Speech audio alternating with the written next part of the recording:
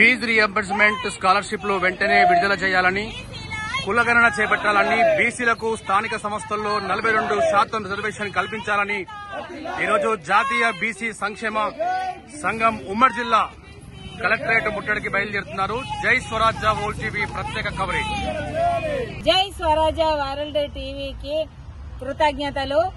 మేము ఈ రోజు చేపట్టే కార్యక్రమాలల్లో మేము ఎస్టీ, ఎస్సీ, బీసీ వాళ్ళకి స్కాలర్షిప్లు విడుదల చేయాలని, మరియు బీసీ కృష్ణన్న ఆధ్వర్యంలో ఆయన ఆమోదితంతో ఈ కార్యక్రమాన్ని ఆమోదించడం జరిగింది. మరియు ఉమ్మడి జిల్లా అధ్యక్షుడు బుట్టి శ్యాము యాదవ్ గారి ఆధ్వర్యంలో మేము ఇక్కడ ఈ కార్యక్రమాన్ని చేపట్టినాము.